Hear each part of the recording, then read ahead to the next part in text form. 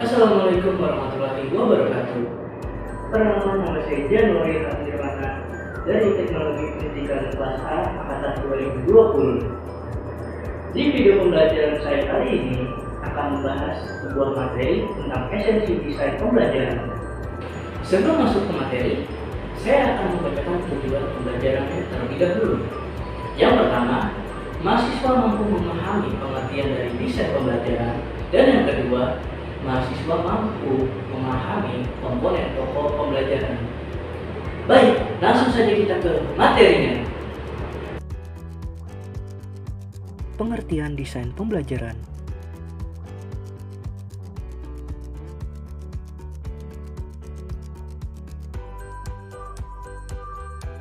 Menurut Reiser pada tahun 2002, desain pembelajaran berbentuk rangkaian prosedur sebagai suatu sistem untuk pengembangan program pendidikan dan pelatihan dengan konsisten dan teruji. Desain pembelajaran juga sebagai proses yang rumit tapi kreatif, aktif, dan berulang-ulang. Menurut Dick, Carey, and Carey pada tahun 2005, ketiga pakar teknologi pendidikan menegaskan penggunaan konsep pendekatan sebagai landasan pemikiran suatu desain pembelajaran. Umumnya pendekatan sistem terdiri atas analisis, desain, pengembangan, implementasi, dan evaluasi. Teori belajar, teori evaluasi, teori pembelajaran merupakan teori-teori yang melandasi desain pembelajaran. Dasar pemikiran. Pertama ada peserta didik, kedua ada tujuan pembelajaran, ketiga ada metode, dan yang keempat ada penilaian. 1. Peserta didik. Para desainer adalah menciptakan situasi belajar yang kondusif sehingga tujuan pembelajaran yang dapat tercapai dan peserta didik merasa nyaman dan termotivasi dalam proses belajarnya.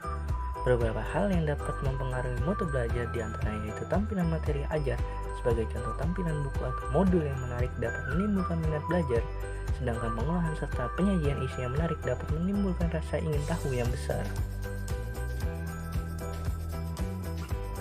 2. Tujuan pembelajaran. Setiap rumusan tujuan pembelajaran selalu dikembangkan berdasar kompetensi atau kinerja yang harus dimiliki oleh peserta didik jika ia selesai belajar. Seandainya tujuan pembelajaran atau kompetensi dinilai sebagai sesuatu yang rumit, maka tujuan pembelajaran tersebut dirinci menjadi subkompetensi yang dapat mudah dicapai. 3. Metode. Metode terkait dengan strategi pembelajaran yang sebaiknya dirancang agar proses belajar berjalan mulus. Metode adalah cara-cara atau teknik yang dianggap jitu untuk menyampaikan materi ajar. Metode sebagai strategi pembelajaran bisa dikaitkan dengan media dan waktu yang tersedia untuk belajar.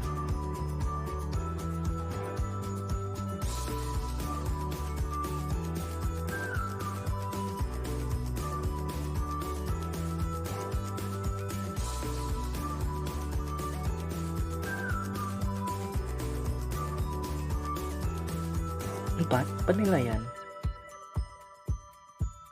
Indikator keberhasilan pencapaian suatu tujuan belajar dapat diamati dari penilaian hasil belajar.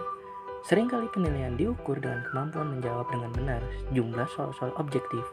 Penilaian juga dilakukan dengan format non-soal yaitu dengan instrumen pengamatan, wawancara, kuesioner, dan sebagainya.